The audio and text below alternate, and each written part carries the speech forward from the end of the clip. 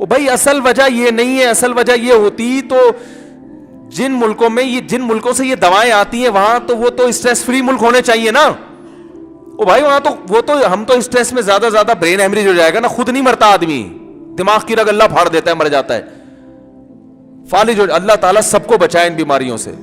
لیکن کھمبے سے خود جا کے چپکے اس کے ریشو ہمارے ملک میں کم ہے.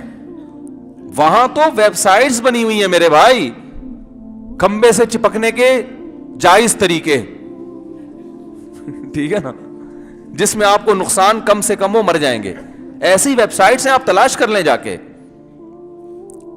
جاپان کیسا ترقی یافتہ ملک ہے, میڈ ان جاپان لکھا ہو, بشرطے کہ جاپان کے اندر ہی لکھا ہو میڈ ان جاپان, تو فوراً آنکھ بند کر کے ہم وہ چیز لے لیتے ہیں. ہر چیز میں ایکوریسی ان کی, جس چیز کو انہوں نے ویژن بنایا اس تک پہنچ کر دکھایا کہ نہیں دکھایا. لیکن زندگی کا کوئی ویژن نہیں ہے کہ زندگی کس ٹریک پہ گزارنی ہے. اس پہ جاپان کے سائنسدانوں نے محنت نہیں کی ہے.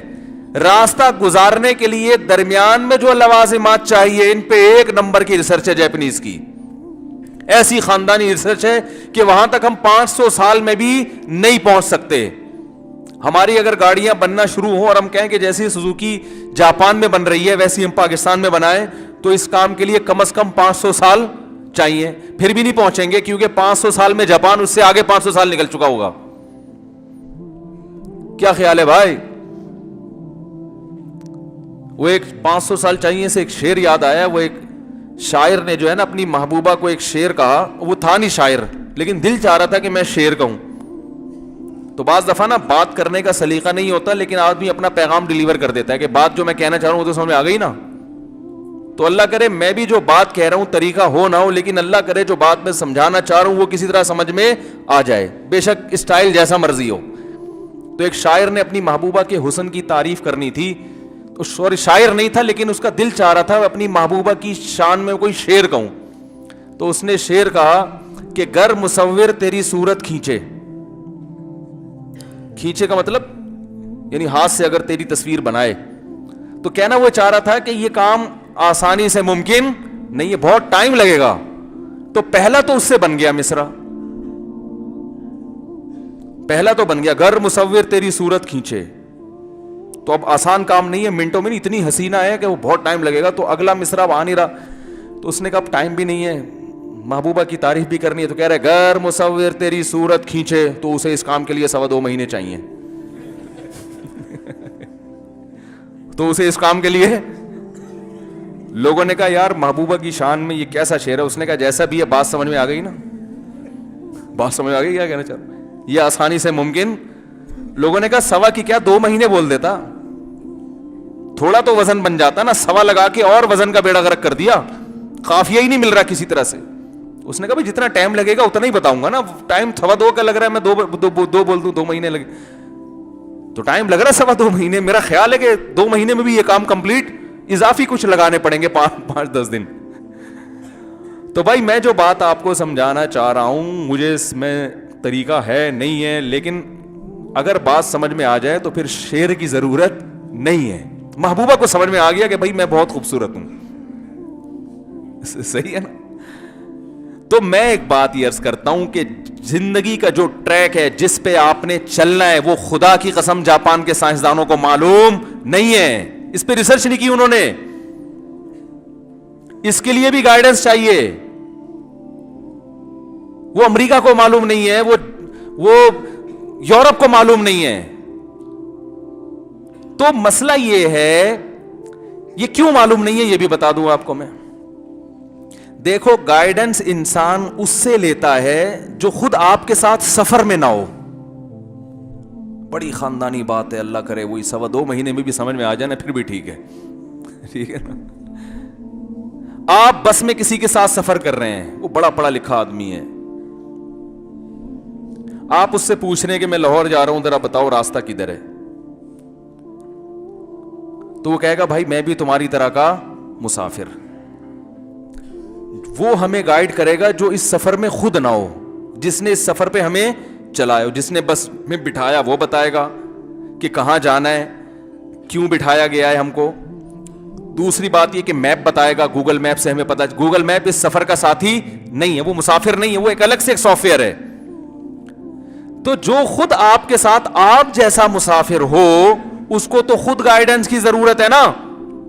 تو میرے بھائی غیر مسلم, چاہے وہ سائنسدان ہوں, چاہے وہ یونیورسٹیوں کے پروفیسر ہوں, چاہے وہ نفسیاتی ڈاکٹر ہوں, چاہے وہ کتنے ایجوکیٹڈ لوگ ہوں, وہ بھی دنیا میں مسافر ہونے میں آپ کے ساتھ برابر کے شریک ہیں. نہ وہ اپنی مرضی سے آئے اس دنیا میں اور نہ وہ اپنی مرضی سے جائیں گے. ان کو وہ ہمیں کیسے بتائیں گے کہ صحیح راستہ کیا ہے؟ اگر وہ بتائیں گے تو آپ پوچھو گے تمہیں کس نے بتایا؟ تو وہ اگر اپنے جیسے انسانوں کا حوالہ دے کہ ہمیں فلاں نے بتایا, تو فلاں کو کس نے بتایا بھائی؟ تو انسان اپنے جیسے مسافر سے راستہ نہیں پوچھتا, اس سے پوچھتا جس کو پہلے سے معلوم ہو. تو انسان کو زندگی کس نے دی؟ انسانوں نے نہیں دی ہے. اس ٹریک پر چلانے والا انسان کو انسان نہیں چلا رہا. جس ذات نے انسان کو اس ٹریک پہ چلایا ہے وہ انسانوں سے ہٹ کے ہونی چاہیے. اس ٹریک میں صحیح سمت کیا ہے, اس کی صحیح منزل کیا ہے, یہ انسانوں کو انسان نہیں بتائے گا. انسان کے علاوہ کوئی اور ذات ہے جو بتائے گی انسان کو. یہ چیز انسان خود نہیں فیصلہ کر سکتا بھائی. یہ پیغمبر بتاتے ہیں جو اللہ کے نمائندے ہوتے ہیں. تو جن کا پیغمبروں پر ایمان نہیں ہے, خدا کی قسم الٹے بھی لٹک جائیں, ان کو زندگی کا مقصد اور زندگی میں آنے کا مقصد اور یہاں سے جانے کا مقصد خدا کی قسم کبھی بھی معلوم ہو ہی نہیں سکتا. جب معلوم نہیں ہو سکتا تو کان سے پکڑ کے جو انہیں جس ٹریک پر چلا دے, جو راستہ انہیں خوبصورت نظر آئے گا اس پہ چلنا شروع ہو جائیں گے وہ.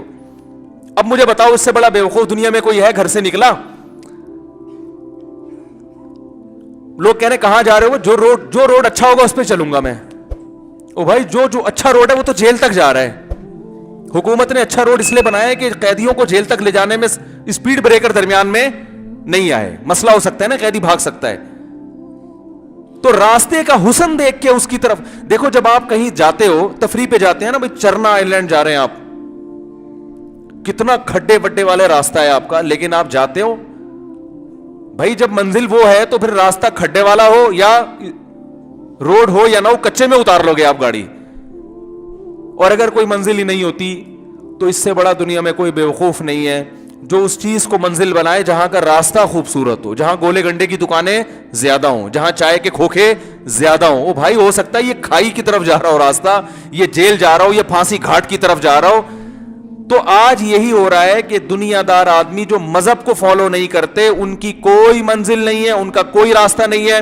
وہ کہتے ہیں جہاں لائف میں انٹرٹینمنٹ زیادہ ملے, جہاں لائف میں ہم انجوائے زیادہ کر سکیں, جو راستہ زیادہ خوبصورت نظر آئے, ان کو فلم انڈسٹری کا راستہ زیادہ اس میں انجوائے ملتا ہے, ادھر نکل لیے. کوئی کھلاڑی بننے کی طرف نکل گیا, کوئی ہدف بنا لیتا ہے, پیسہ کمانے میں زیادہ مزہ ہے تو وہ میرے بھائی سابق صدر کا چھوٹا بھائی بننے کی کوشش کرنا شروع کر دیتا ہے کہ میں سارے ریکارڈ توڑ دوں پیسے کمانے میں. کسی کو زنا میں مزہ آتا ہے تو زنا کو راستہ بنا لیتا ہے. تو یہ سارے وہ احمق اور بیوقوف لوگ ہیں جن کی کوئی منزل نہیں ہے, جو راستے کو دیکھ کر منزل کا تعین کر رہے ہیں کہ جو سڑک اچھی ہے اس سڑک پہ چلنا شروع کروں گا میں. تو یہ بڑے بیوقوف لوگ ہیں خدا کی قسم. میں سمجھا پا رہا ہوں اپنی بات کی؟ ابھی بھی سمجھ میں نہیں آ رہی؟ تو اللہ اس کے رسول صلی اللہ علیہ وسلم نے انسان کو بتایا ہے کہ جانا کس سمت میں ہے. پھر جس سمت میں تم جاؤ گے اس کا راستہ کبھی اچھا بھی ہوگا اور کبھی اس میں کھڈے بھی آئیں گے. اچھا راستہ مل گیا تو اللہ کی طرف سے نعمت ہے, درمیان میں کھڈے آ گئے, اسپیڈ بریکر زیادہ آ گئے تو سمت چینج نہیں کرنی, ان کھڈوں سے اسی ٹینشن کے ساتھ گزرنا ہے, کیونکہ ان کھڈوں کی ٹینشن چھوٹی ٹینشن ہے. یہ نفسیاتی ڈاکٹر بھی اس کا علاج کر سکتا ہے, مولانا صاحب بھی کر سکتے ہیں. تقدیر پر ایمان لا کے اور سوچ کے وہ اس طرح بھی ہو سکتی ہے, اس کا حل موجود ہے. لیکن سمتی چینج کر لی نا, پھر جو ٹینشن ہوگی بھائی, اس ٹینشن کا علاج خدا کی قسم جاپان کے سائنسدانوں کے پاس بھی نہیں ہے, کیونکہ وہ خود اس ٹینشن میں مبتلا ہیں. اللہ کرے کہ بات پولیس کے بغیر سمجھ میں آ جائے. میں پہلے تو بہت مثال دیتا تھا پولیس بلوانی پڑے گی, لیکن ایک دن میں نے سوچا پولیس کو بھی تو سمجھانا پڑے گا نا. پہلے پولیس تو جب ہی سمجھائے گی جب پولیس کو خود بھی تو سمجھ میں آئے. بھائی پولیس سے کوئی کام جب ہی کروایا جا سکتا ہے جب پولیس کو خود بھی تو سمجھ میں آئے کہ یہ کام صحیح ہے. تو اس لیے میں بہت دنوں سے آپ نے دیکھا ہوگا کہ میں پولیس کا حوالہ نہیں دے رہا, کیونکہ مجھے خیال اگر میں پولیس بلوا لوں تو پولیس کہے گی پہلے ہم کو تو سمجھاؤ, تو اسی کی سمجھ میں نہیں آ رہا تو آپ کو کیسے سمجھائے گی, اور پولیس کو سمجھانا آپ کو سمجھانے سے زیادہ مشکل. جس کو سمجھانا بہت آسان ہو اور اس کے پاس پاور بھی ہو, وہ بلوائیں گے اگلے بیان میں انشاءاللہ. تو بھائی دیکھو, اب ایک آخری بات, وقت ختم ہو گیا بیان کا. قرآن مجید میں اللہ نے اپنے رسول صلی اللہ علیہ وسلم سے فرمایا کہ نبی صلی اللہ علیہ وسلم جس منزل کی طرف جا رہے تھے نا, وہ منزل کا جو روڈ تھا وہ بہت, اس میں کھڈے بہت تھے, لیکن آپ اسی پہ خود بھی چل رہے ہیں اور اپنی قوم کو بھی چلا رہے تھے. جب ہجرت نہیں ہوئی, قوم کو بھی لا رہے ہیں کہ ان کھڈوں کی طرف آؤ, ان دشوار گزار راستوں کی طرف آؤ. قوم فالو کر رہی ہے کلچر کو. کلچر ہے بتوں کی عبادت کرنی ہے, سود کھانا ہے, بہت سے لوگ زنا بھی کرتے تھے. کلچر یہ ہے.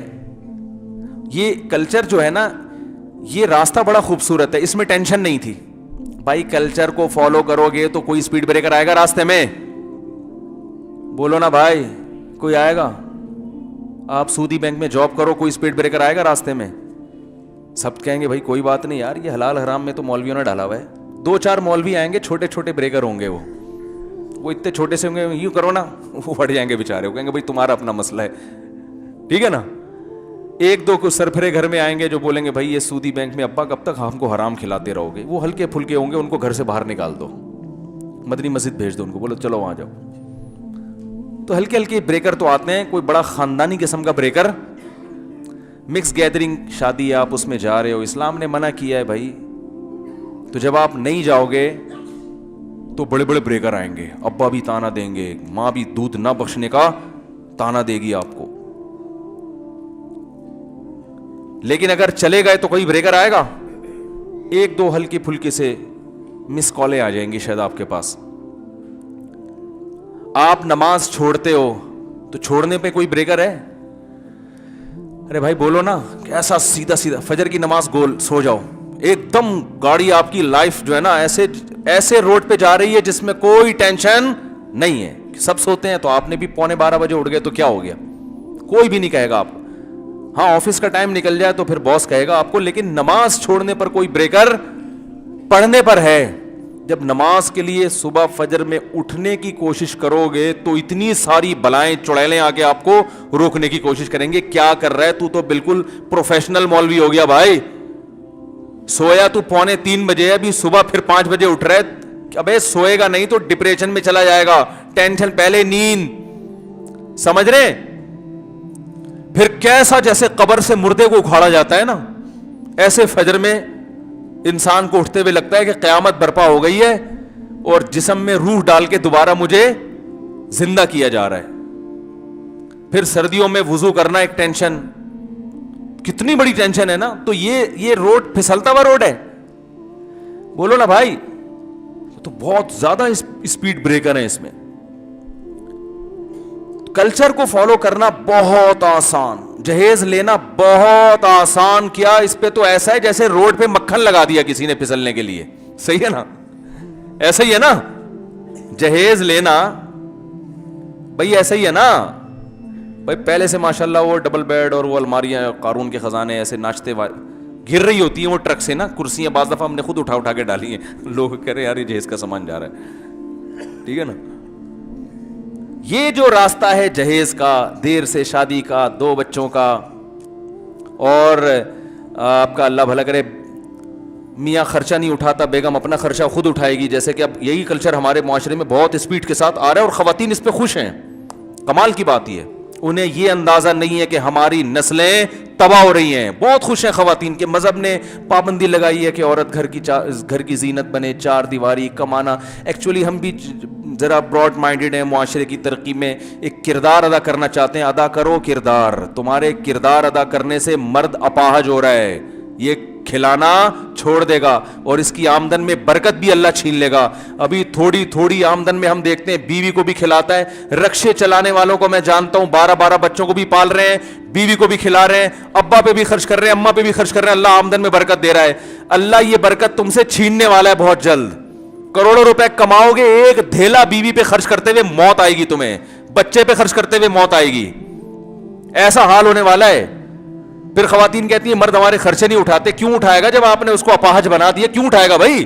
جس آدمی کو بیوی کی منہ کی کمائی، بیوی کی کمائی اس کے منہ کے لگ گئی نا ایک دفعہ، اس میں غیرت ختم. ہاں مجبوری کی بات الگ ہے. میں یہ نہیں کہتا اگر مرد بیچارہ غریب ہے تو بیوی اس کے ساتھ تعاون نہ کرے، کوئی مجبوری کی بات ہو تو الگ ہے، لیکن یہ کلچر کا حصہ نہیں ہو. مجبوری کے احکام الگ ہوتے ہیں. بعض مرد ہوتے ہیں بیچارے جاب نہیں مل رہی تو بیوی بیچاری جاب کر کے گھر چلا رہی ہو، مجبوری ہے، وہ ایک الگ چیز ہے. کلچر کا حصہ نہیں ہونا چاہیے اس کو، لیکن ہو رہا ہے. تو یہ پھسلتا ہوا روڈ ہے جس پہ آپ چلتے چلے جا رہے ہیں. بیگم کو گھر بٹھا کے بولو میں کما کے کھلاؤں گا، میں کھلاؤں گا، اس میں بڑے دھچکے آئیں گے آپ کو. کیا آئے گا؟ آپ کی ساری تنخواہ ختم. مہینے کے 10 دن پہلے آپ بیٹھے ہو گے یار اب کیا کروں میں. سمجھ رہے ہیں؟ تو نبی صلی اللہ علیہ وسلم بھی اسی دشوار، دیکھو قرآن نے کیا کہ وما ادراک ما العقبہ، تمہیں کیا پتا یہ گھاٹی کیا ہے. اسلام کو اللہ نے دشوار گزار گھاٹی سے تعبیر کیا ہے، موٹر وے سے تعبیر نہیں کیا. اسلام گھاٹی ہے، گھاٹی ایک دشوار راستہ ہے. لیکن اس دشوار راستے میں انسان کو سکون ملے گا کہ میں کہیں نہ اپنی منزل تک پہنچ جاؤں گا، بے شک پہاڑوں کو کراس کر کے پہنچوں.